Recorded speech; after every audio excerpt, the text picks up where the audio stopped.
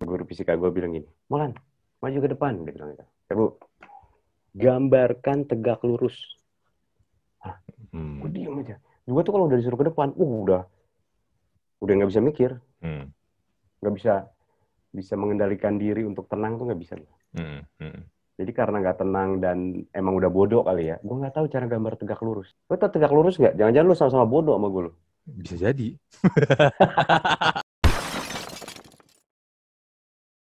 Welcome to Talk Podcast. Let's talk now. Jumpa lagi bersama gue Andri di sini dan gue kedatangan seorang guest. Dia ini adalah seorang voice talent, dia juga seorang MC, scriptwriter Waduh, juga dan penyiar papan atas. Jak enggak lah. FM. The one and only Molan. Apa Papan kabar, tengah Mol? ya, gue baik. Enggak lah, nggak papan atas lah. Tengah, gue tengah lah. Papan tengah ya. Kalau di Tengah lah. Liga Inggris tuh kayak Southampton gitu ya. Ya udahlah, lebih ke Sunderland lah. Sunderland. Sunderland Nyungsep dong. masih degradasi, cuy. Iya. Tapi pernah ke Liga. Iya, pernah. Iya. Lu Orang kemarin, kabupaten ke Liga. iya kabupaten dulu ke Liga. Lu kemarin sempet sebulan ya, kurang lebih, nggak siaran. Sakit apa sih sebenarnya? Si Panji itu bilang sama gua, lu katanya tipes. DBD gue. Oh, lu DBD. Combo sama COVID. Anjir, parah banget ya. Akulah sobat COVID. Lu DBD taunya gimana tuh? Gue dulu juga pernah DBD, Mal. Cuman emang sama dokter Dikasih awalnya tahu. divonisnya tipes. Terus?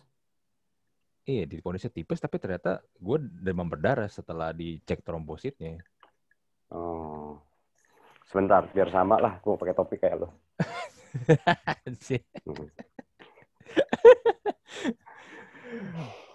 Jadi kenapa? Lo tanya gue tahu dari mana DBD? Jadi awalnya gini, men. Ntar, gue lihat tanggal ya. Biar lebih detail sebentar. Sekarang udah Juni, berarti Mei. Ini Mei. Oke. Tanggal 3, kucing gue sakit. 3 Mei. Ya, ada 3 Mei. Terus gue bawalah ke dokter.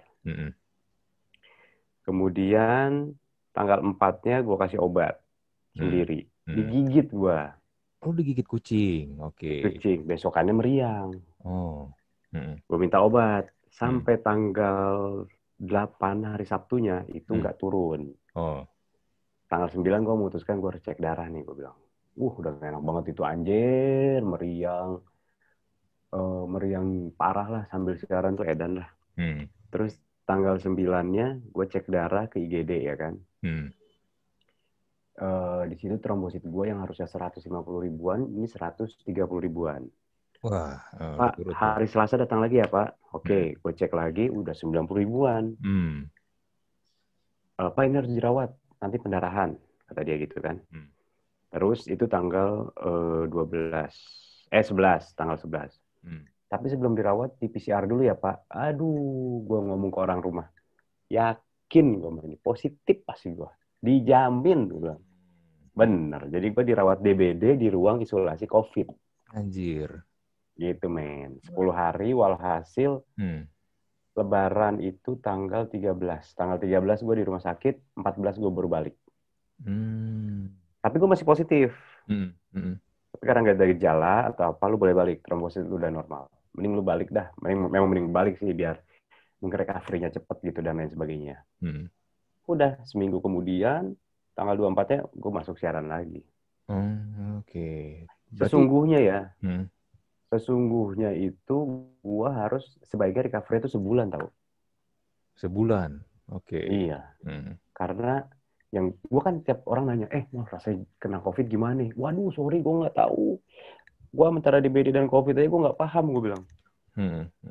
Gue tanya ke teman gue yang pernah COVID, lemes mul, gini. Anjir, gue bilang DBD aja parah lu lemesnya kelayangannya. Udah gitu tambah COVID, baik combo gue, men. Iya. Double gue. Iya. Jadi seminggu setelah recovery, gue cek PCR lagi negatif.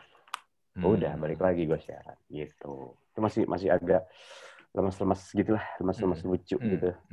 Tapi kan biasanya kan orang kalau kena DBD kan gara-gara digigit nyamuk kan, Aedes aegypti. Lu kok dari cerita lu awalnya lu karena lu gigit kucing sih?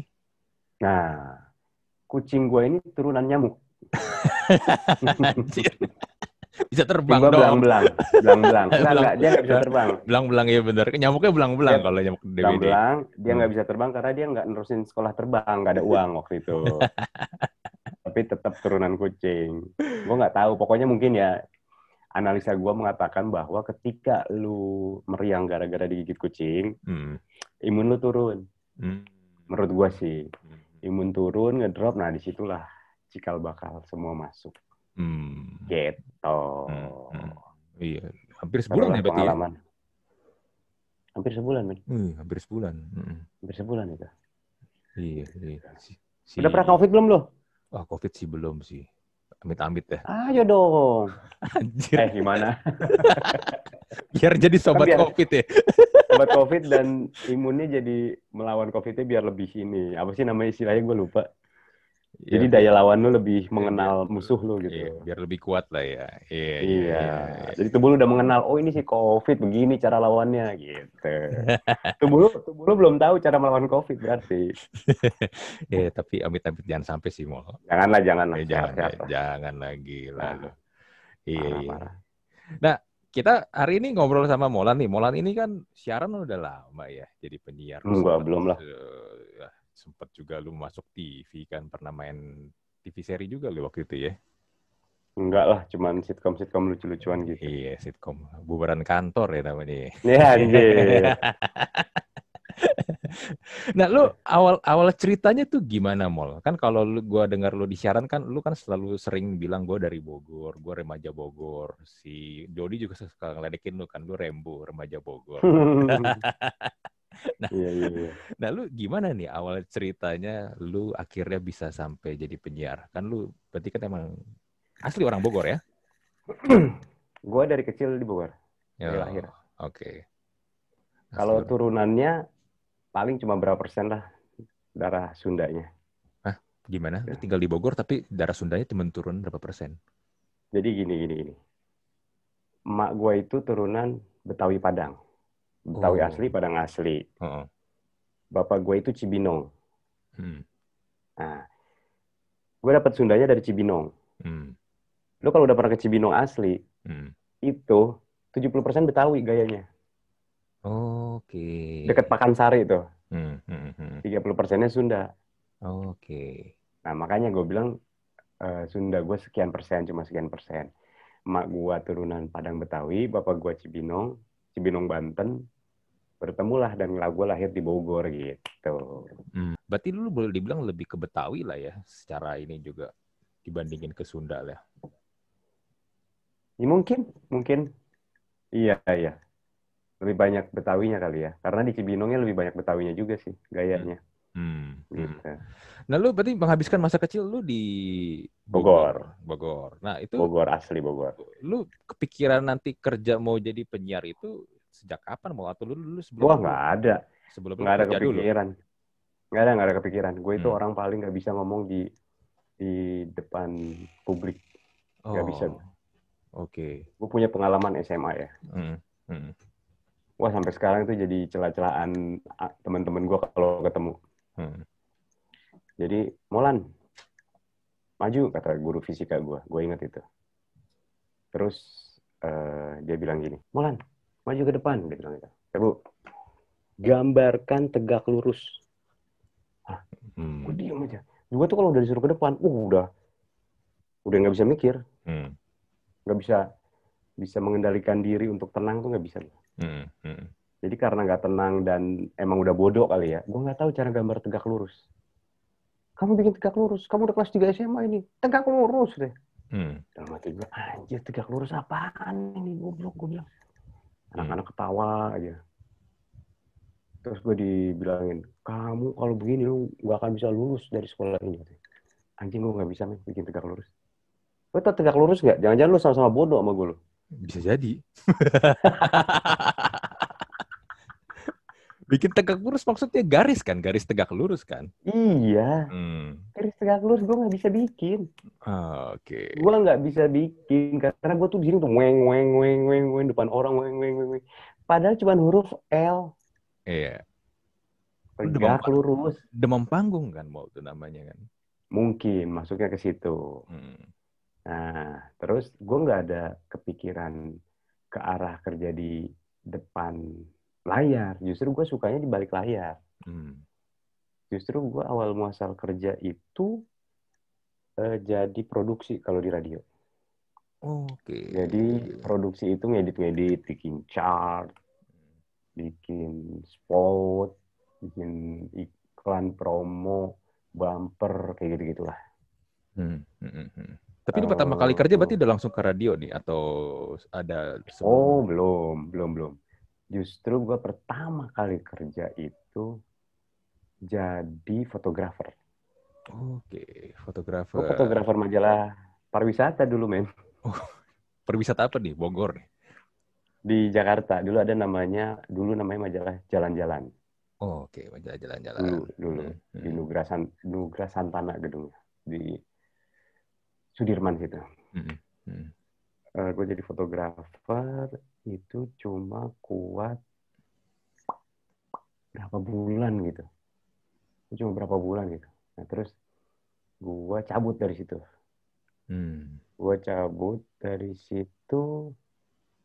Gue kerja aduh, itu dulu apa itu dulu ya? Dia lupa. Oh, gue lupa ya. Sama cerita dia sendiri. Gue lupa anjing. Jadi gue tuh sebentar gue ingat-ingat ya. Ini namanya distorsi memori nih. Fotografer dulu kalau nggak salah. Oke, fotografer dulu. Soalnya ini ngaco nih, urutan karirnya ngaco gue. Kalau nggak salah fotografer dulu, terus gue kerja jadi di peternakan. Hah? Peternakan? Itu jauh amat dari fotografer Makanya ke peternakan. gue peternakan dulu, ayam dulu ya. Oi, aku kerja di peternakan dulu apa di fotografer dulu sih? Aku dulu kerja di peternakan dulu atau di fotografer dulu ya? Oh iya, kasih. Dia nanya ke orang lain. Ceritanya sendiri.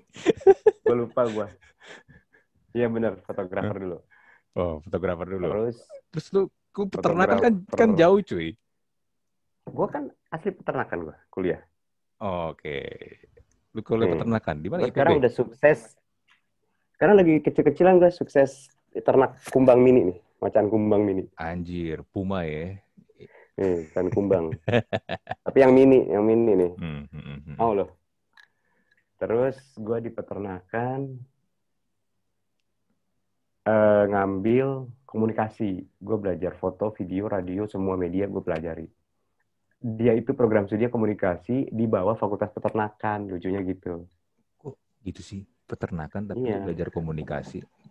Wah, ribet lah pokoknya. Fakultas gue peternakan, kampusnya IPB, belajar komunikasi. Jadi emang gue harusnya jadi penyuluh, men. Ke petani-petani, peternak. Bapak, Ibu, gini cara bertani yang baik, gitu. Harusnya. Kayak gitu. Soalnya dulu gue mau masuk IKJ nggak boleh sama orang tua gue. Salah satu yang ada yang bisa gue masukin itu, gitu. Oke, kita ke fotografer. Gue jadi fotografer majalah. Gue lupa 3 apa 4 bulan gue bertahan di situ. Terus gue cabut. Kursus gue. Ada kursus broadcast gitu. Mempelajari video, jadi kameramen, jadi radio. Ya, tapi gitu ya namanya kursus gitu. Di Salemba dulu, tempatnya udah nggak ada. Alat pun berebutan. Apa gue kan orang nggak yang terlalu ngototan ya. Jadi belajar ya. Kalau gue dapet gue pegang, alat kalau nggak ya udah. Dari situ terus belum dapat kerjaan, gue kerja di peternakan ayam, men. Oke.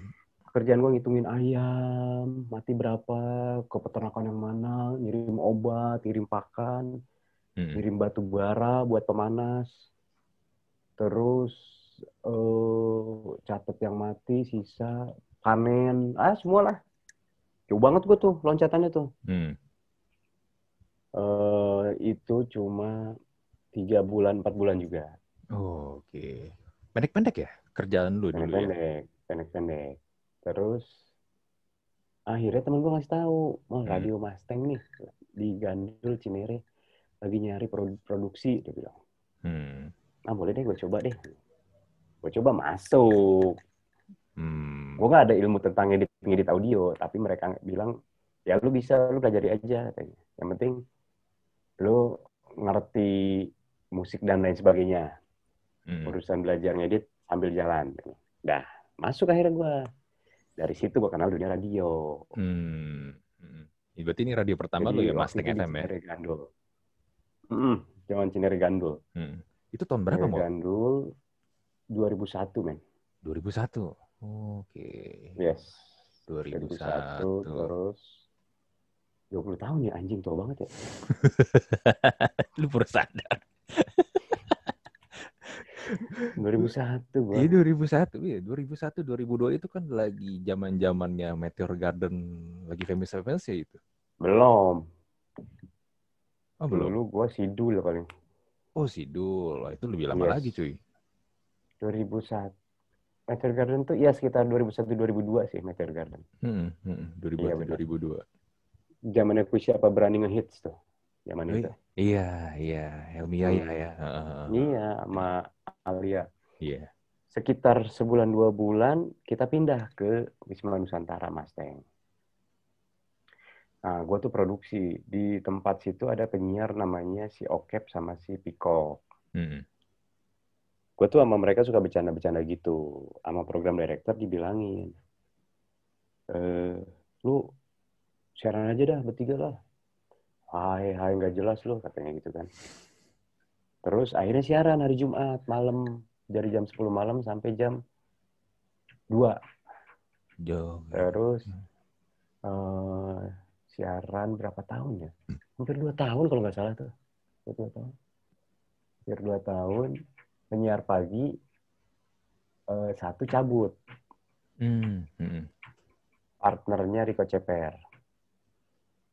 Jadi cuma Rico Ceper sendiri. Jadi semua penyiar diminta rolling sama Rico Ceper. Oh, ganti-gantian dong, berarti nggak tetap ya?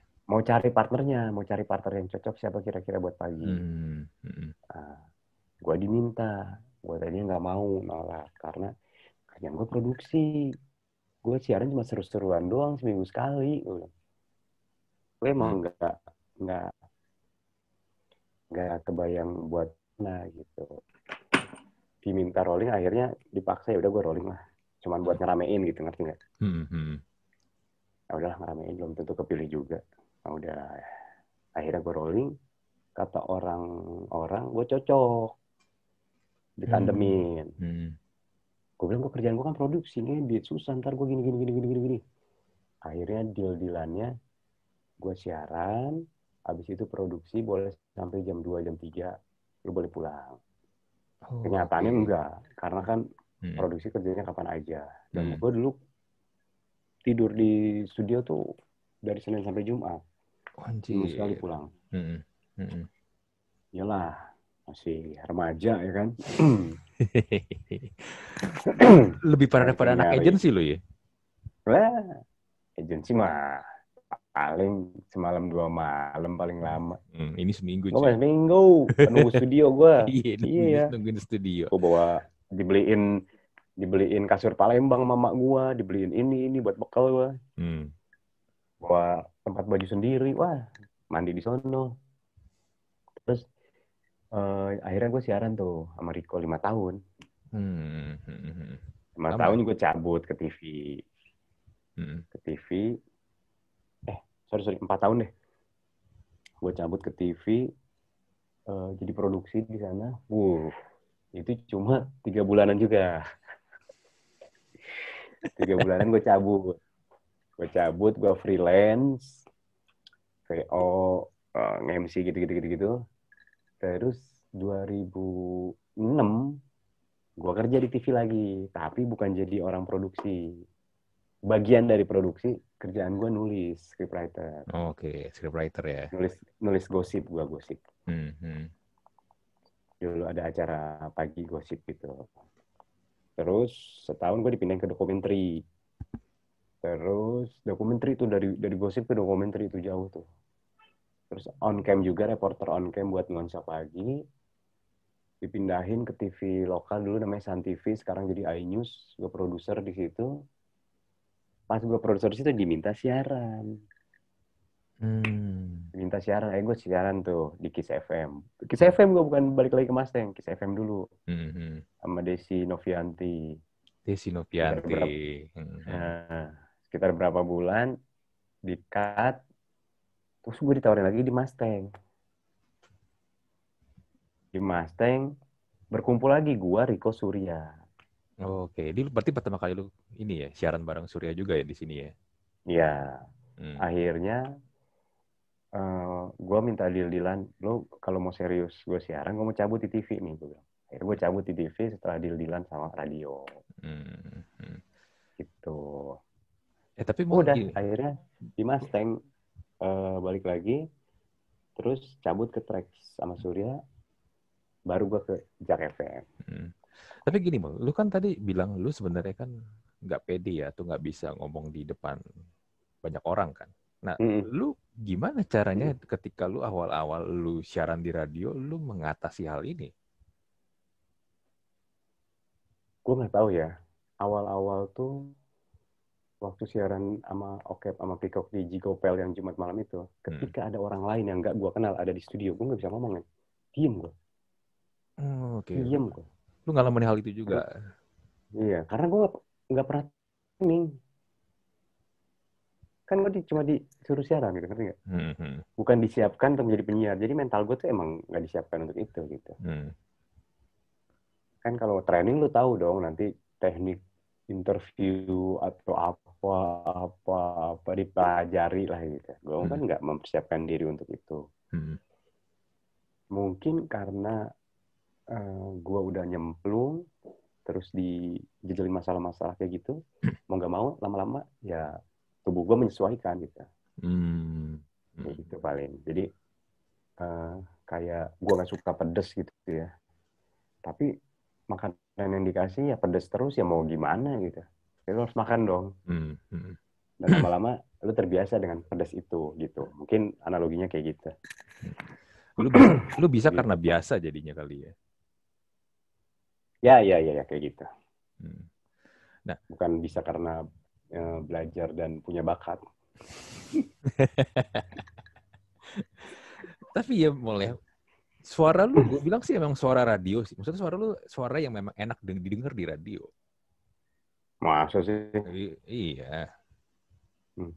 Kan tipikalnya gitu kan, suara yang memang enak didengar di radio. Tapi kalau ketemu yang orang langsung, nah nanti dulu nih. Tapi kalau lu dengar suara di radio, suaranya enak nih. Karena kalau di radio dibayar, ngomong sama orang langsung nggak dibayar. Jadi gue nggak keluarin suaranya. Ngapain gue ngobrol sama orang yang bagusin? Nggak dibayar gue. Iya, bener-bener. Nah ini nggak bercanda. Nah ini nih, lu pertama kali siaran nih, lu dibayar berapa mau per jam? Kalau Jody kemarin cerita sama gua, dia itu dulu per jam cuman dibayar 9.500 per jam. Ceban aja nggak nyampe cuy. Aduh, gue lupa, sumpah gue nggak. Jadi gini. Mungkin ya, karena gue emang nggak menuju ke arah sana niat dan tujuan gue. Jadi gue nggak terlalu detail ngitung berapa gue dapat. Semuanya kan masuk ke satu slip, di mana kerjaan gue sesungguhnya dulu produksi. Jadi masuk plus siaran yang sama sekali, mohon maaf gue nggak bisa jawab karena gue beneran nggak inget gue. Gue nggak inget awal tuh berapa. Nggak inget gue. Mungkin ya ini, mungkin ya. Mungkin susah juga. Mungkin gue asli gue buta gue. Nggak tahu gue nggak tahu, lupa gue. Mungkin tapi karena, itu pertanyaan bagus. Gue akan ingat-ingat dan akan gue tanya ke teman gue ntar. Mungkin karena ini kali ya, gaji lu dijadiin satu kan, udah diakumulasiin semua kali. Mungkin, tapi harusnya ada data detail di situ yang per hour harusnya ada. Cuman guanya yang nggak terlalu karena gue, elah siaran seminggu sekali 4 jam. kali 4, udahlah paling berapa sih gitu mungkin. Dulu tuh gitu. Iya. Tapi aku penasaran gini, emang ini ya, kalau untuk penyiar yang masih baru-baru gitu, emang secara tarif, secara rate card tuh emang ini ya, kecil ya? Itu tergantung radio dan tergantung siapa yang siaran. Maksud gue gini, let's say kita sebut nama misalnya Nicholas Saputra. Orang baru siaran kan. Terus dia siaran. Mungkin nggak sama orang biasa yang baru, nggak kan? Betul. Itu maksud gue. Jadi dilihat dulu siapa, terus tergantung kebijaksanaan radionya. Dia punya aturannya. Misalnya rate A, rate B, rate C, kayak gitu. Yang udah lama rate-nya rate A, bisa yang sedang B, ini C, kayak gitu. Nggak ada patokannya angkanya berapa. Nggak ada patokannya. Makanya gue bilang tergantung radionya dan tergantung siapa yang siarannya. Nggak mungkin nih kalau Saputra disamain sama anak-anak yang baru lulus kursus siaran misalnya. Iya. Ya kan? Gitu. Dan sekarang pun siapa aja bisa jadi penyiar. Lebih mudah caranya, lebih mudah jalannya, nggak kayak dulu. Kalau lihat penyiar dulu ya, gue kan dengerin radio kan juga udah dari zaman masih ada sandiwara radio tuh, zaman masih ada Suara Sepuh, Tutur Tinular. Dulu penyiar radio itu kalau ngomong kan bener-bener rapi ya, tertata ya bahasanya ya. Iya, jadi dari zaman ke zaman tuh cara tone suara, cara mengatur omongan, cara apa tuh namanya, teknik dan montase, teknik penyutingan tuh berubah. Jadi ngaruh ke semuanya. Kayak misalnya cara bertutur untuk iklan aja. Dulu tuh Mixagrip obatnya, kan gitu. Iya. Sekarang tuh udah jarang dipakai, kecuali buat lucu-lucuan. Kalau sekarang sakit kepala, pakai Mixagrip, itu udah beda tuh kan. Mixagrip obatnya, itu kan obat yang kayak gitu. Yang kayak gitu-gitu berubah sesuai dengan zaman dan masanya gitu. Kalau dulu tuh, kalau siaran tuh emang benar diperlukan suara yang bagus. Emang harus suara bagus, kesempatan kecil, susah banget lah. Kalau sekarang, mohon maaf, nggak dibutuhkan suara yang bagus. Ya, itu kalau menurut gue. Sekarang permainannya nggak di situ. Itu nomor sekian kalau gue, menurut gue. Yang penting tuh sekarang orang bisa ngomong. Beda kalau menurut gue. Ngomong sama siaran tuh beda. Beda banget kalau menurut gue ya. Maaf kalau beda pendapat. Jadi kalau sekarang orang banyaknya ngomong. Kalau dulu orang banyaknya siaran. Beda, menurut gue beda. Itu yang merubah konsep keradioan. Ya mau nggak mau mungkin harus agak luas sedikit sama ngikutin zaman gitu. Yang sama sampai sekarang nggak ada lain nggak bukannya RRI Programa 1 gitu. Anjir, Programa 1. Iya benar.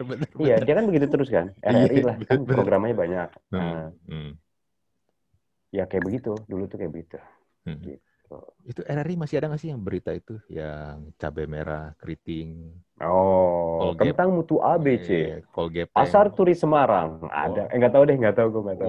Wortel tanpa daun. Wortel tanpa daun. Tomat gondol.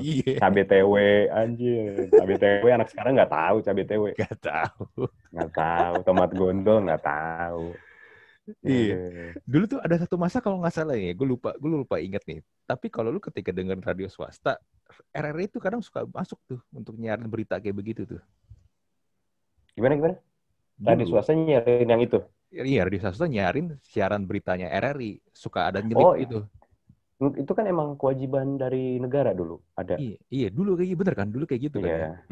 Ada. Di jam-jam tertentu ada yang wajib untuk di-relay sama radio-radio swasta.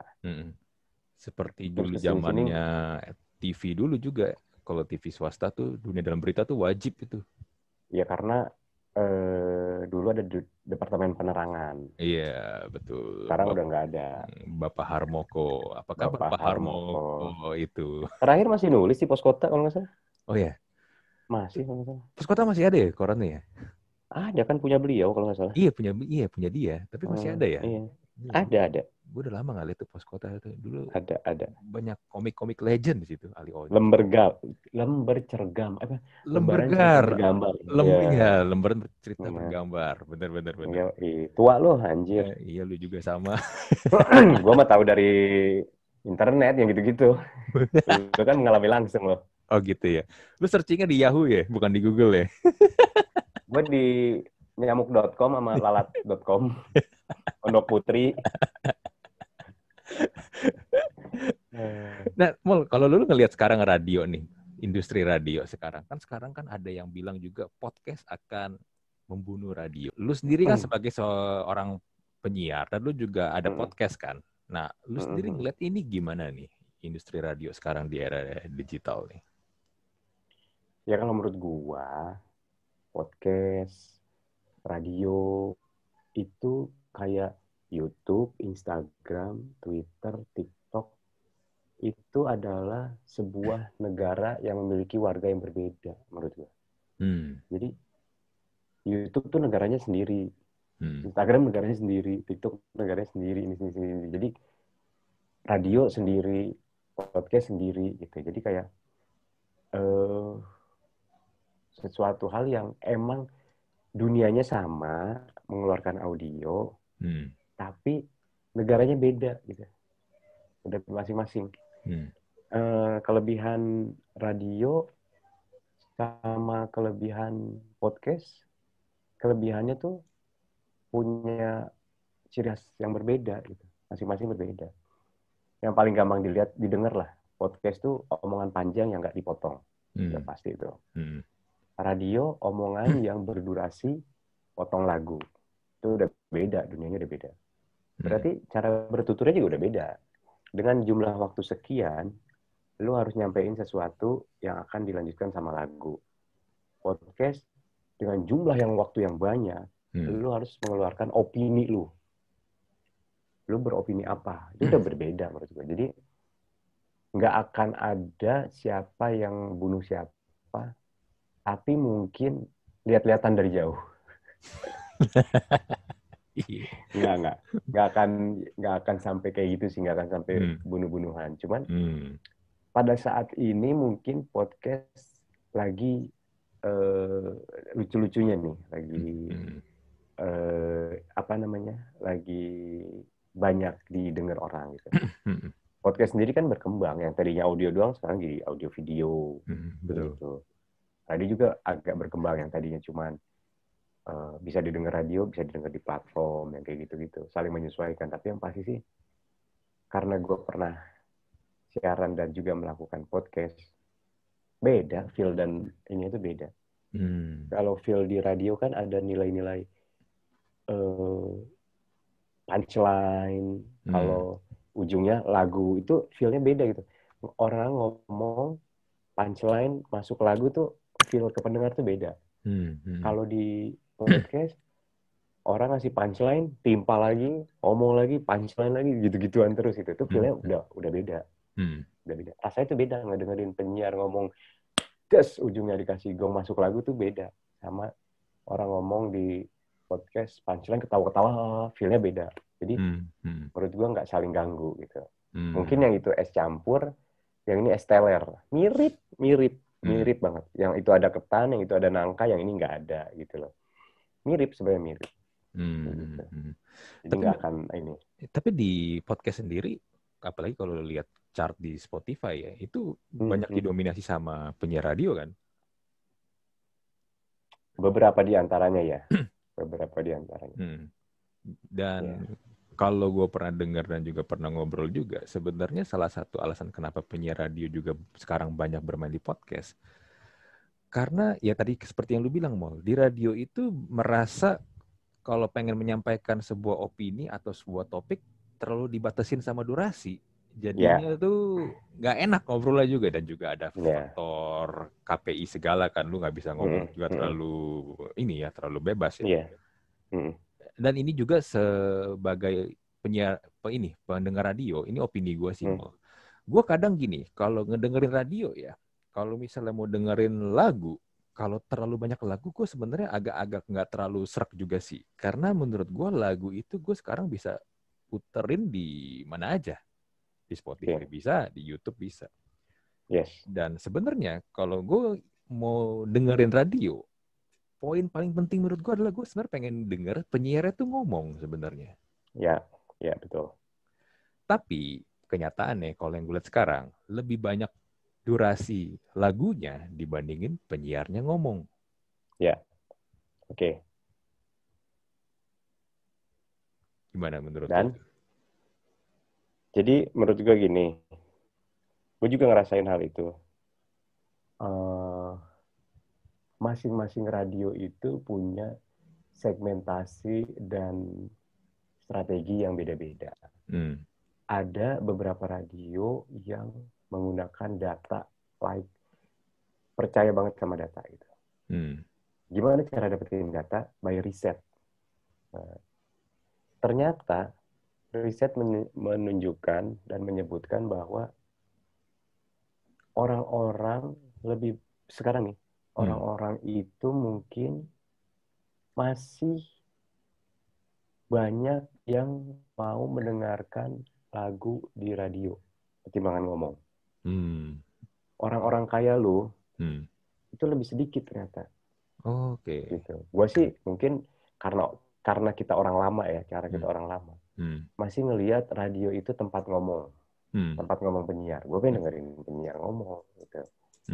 Tapi ternyata by riset nggak kayak gitu, men. Nggak kayak gitu. Jadi riset itu menyebutkan bahwa lagu masih yang utama. Tapi ini nggak sifatnya nggak absolut, nggak permanen. Seiring waktu berjalan, perubahan sesuatu masih bisa berubah. Pasti kalau orang berubah, kayak gitu.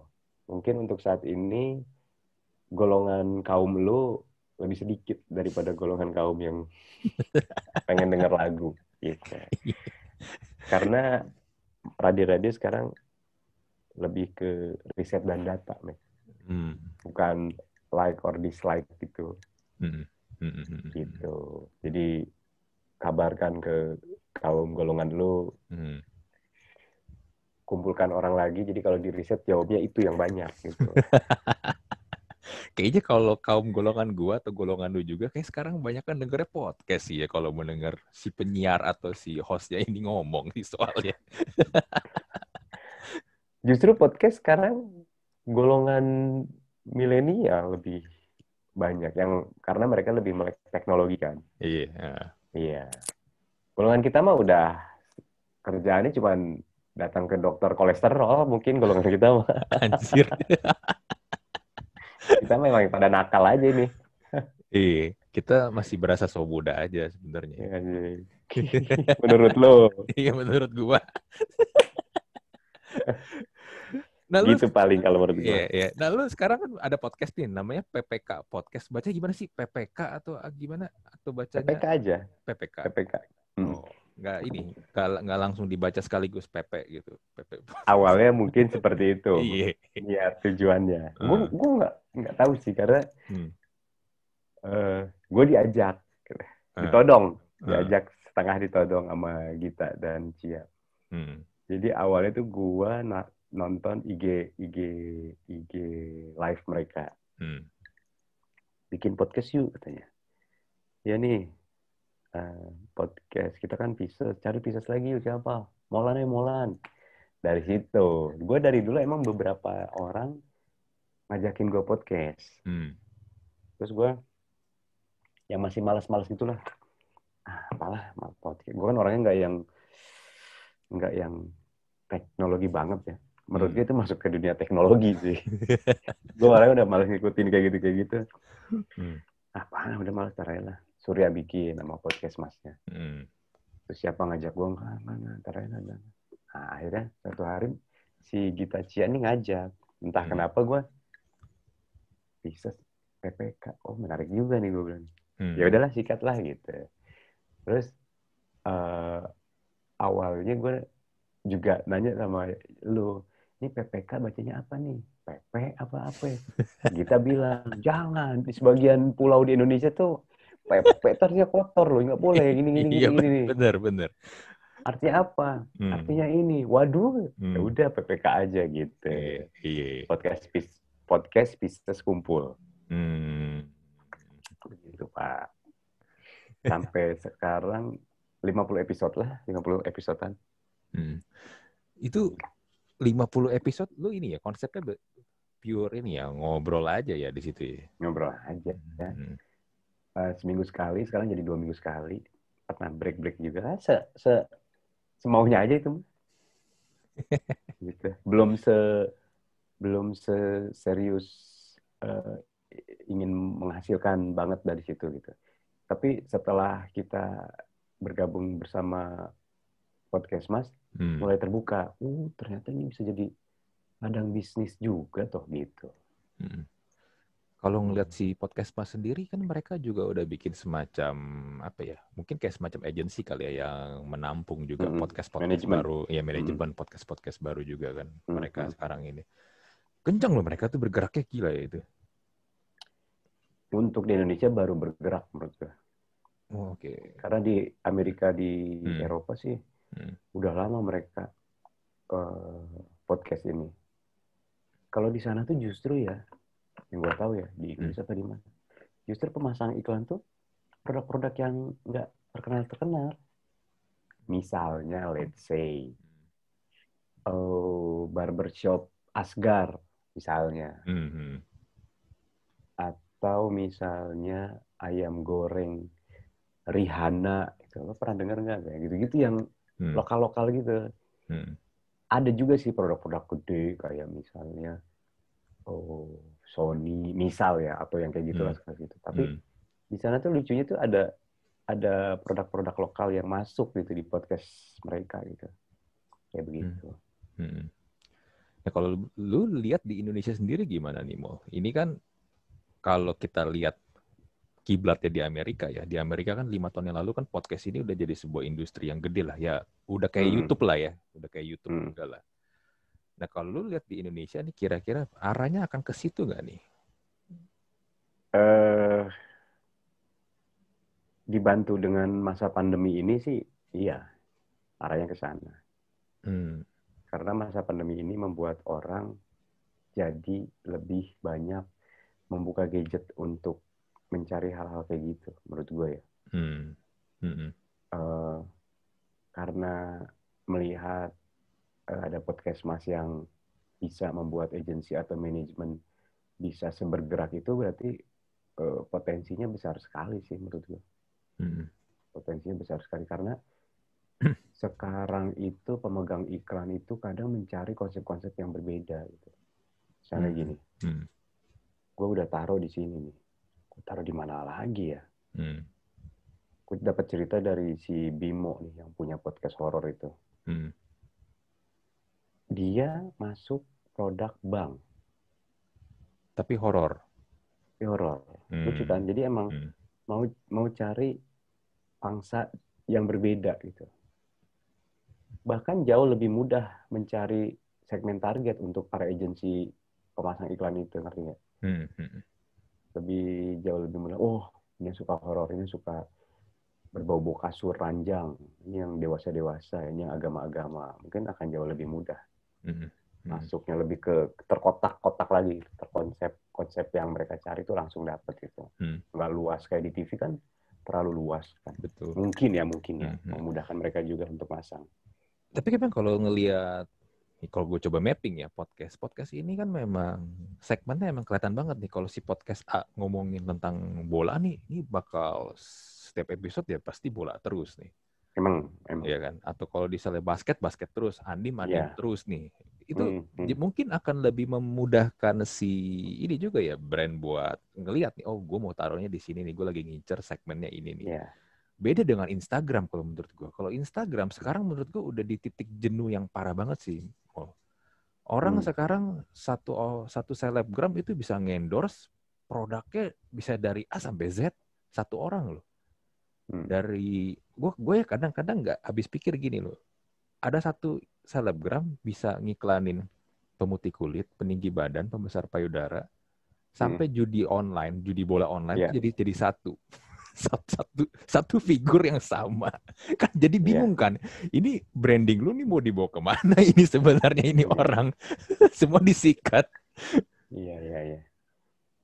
Karena menurut gua balik ke orangnya. Selama menurut dia itu bisa menjadi pemasukan cuan buat dia, ya nggak bisa disalahin sih. Iya. Itu emang kalau dia emang mau mengkonsepkan diri, membrandingkan gua khusus produk kecantikan, gue khusus ini, ya itu lebih baik mungkin. Tapi kan namanya rezeki gitu ya. Tiap orang kan udahlah. Sikat aja. Sikat. Iya. Tapi jadinya menurut gue kayak jadi kayak iklan berjalan doang. Akun IG-nya dia, akun IG-nya mungkin dia. Ya, tujuan akhirnya mungkin akan seperti orang. Ada yang dipilah-pilah, ada yang apa aja masuk gitu. Karena sayang kan. Iya sih, duit ya soalnya. Iya. Nah, lu kalau yang gue lihat ya, mau lihat lu kan sama Jody kan sebenarnya juga belum lama-lama banget kan ya, diduetin tahun 2000-an lah ya. Setahun setengah. Ya, tahun 2000-an kan kurang lebih. Nah kan sebelumnya kan Jody itu kan sama Feki nih. Feki, betul. Ya, lama nih Jody sama si Feki nih. Dan ketika Feki cabut, lu ngegantiin posisi Feki kan. Nah, gue lihat nih sebagai pendengar joki juga. Ya. Lu berdua ini langsung cepet klop ya. Itu gimana tuh? Gua justru bilang ke produser ketika gua pertama siaran sama Jody, ini feeling gua sih di atas 3 bulan nih baru cair banget ya. Kalau untuk siaran biasa sih ya bisa lah, masing-masing kan udah punya pengalaman gitu ya. Iya, betul. Cuman gua ngerasa ngeblend ya banget biar soalnya dapat dananya. Gue pikir 3 bulanan nih, gue bilang ke Panji gitu. Mungkin lebih dimudahkan dengan pengalaman yang sama gitu. Pengalaman kemiskinan, dunia-dunia yang sama dilewati gitu. Kita sama-sama paham dulu TV itu ada TVRI yang gitu-gitu. Kita paham dulu ada tempat namanya Lipstick gitu, M-Club kayak gitu-gitu, Martabar. Jadi lebih memudahkan kita untuk saling tahu sama lain gitu. Ya dalam kurung kami sama-sama tua gitu. Itu memudahkan mungkin. Gitu sih paling. Jadi jok-joknya ya itu lagi, tua lagi. Jadi dulu gampang nyambungnya jadi dari situ ya? Salah satunya ya. Salah satunya gitu. Padahal kalau misalnya gini, kalau compare misalnya sebelumnya lu sama Surya, plus lu sama Surya kan beda umurnya lebih ini ya, lebih berasa ya dibandingin lu sama Jody. Kalau zaman lu sama Jody mungkin lebih sepantaran kan? Iya. 9 tahun gue bedanya kalau nggak salah. Lumayan itu 9 tahun. Surya lebih tua dari gue.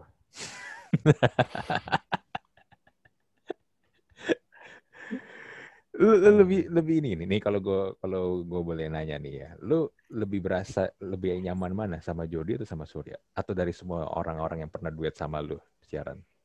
Dunianya berbeda. Kalau gue sama Surya itu gue yang ngikut Surya. Dia yang lebih ngelit, gue yang ngumpan-ngumpan. Surya tuh sifatnya dia lebih spontan, cepat gitu, tak tok gitu. Apa namanya? Obrolannya juga berbeda. Nggak ngomongin masa-masa lalu, itu beda tuh. Nggak ngomongin yang ya ngomongin kemiskinan dia, tapi nggak yang terlalu tua gitu. Kemiskinan paling sebatas kamar mandi lu tuh nggak ada kuncinya, ditahan pakai batu, yang gitu-gitu. tempat dulu disumpel kain, yang gitu-gitu tuh. Itu yang gue sama Surya. Kalau gue sama Jody agak beralih nih, gitu. Gue jadi yang agak sedikit ngelit, gitu. Sedikit ngelit talk show-nya, acaranya. Terus obrolannya nggak yang pak. Lebih ke tang, karena umur juga kali ya. Kalau lihat Jadi si Jody juga ini kalau yang gue lihat ya, sorry kalau gue potong nih. Jody itu lebih ini sih ya, emang lebih ke tipenya lebih yang ini, yang umpan. Dia tuh lebih bisa ya karena nahan gitu. Ya. Makanya di situ gue oke. Yang tadinya gue ngikut, kayaknya gue harus ambil alih posisi agak ngelit gitu. Kalau gue masih membawa karakter gue yang dari radio lama ke Jak sama-sama, ntar dua-duanya nunggu-nungguan. Bener. Makanya gue agak ambil alih sedikit itu. Gitu. Walaupun lu yang berapa kali suka ini ya, bermain hampir ke ujung jurang ya. Gue sih niat gue menjebak Jody untuk masuk jurang dia, biar dia yang kena KPI, gue enggak. Biar dia yang dipenjara. tapi gue masih inget, gue kan juga pernah berapa kali kan di ini kan ya, ditelepon sama Panji, lu coba ini ngisi ada topik ini kan sama lu orang berdua. Gue masih inget banget tuh yang yang lagi topik obrolannya, lu pernah nggak boker di sekolah? Oh iya, oke. Iya, boker di sekolah. Iya. Kita kan gini, kita emang nggak janjian ya, tapi dari awal kan kita udah bilang kalau boker itu kita ngomongnya PUBG, ya kan, biar lebih. Tapi akhirnya dia yang kepleset juga kan ngomong boker berapa kali itu.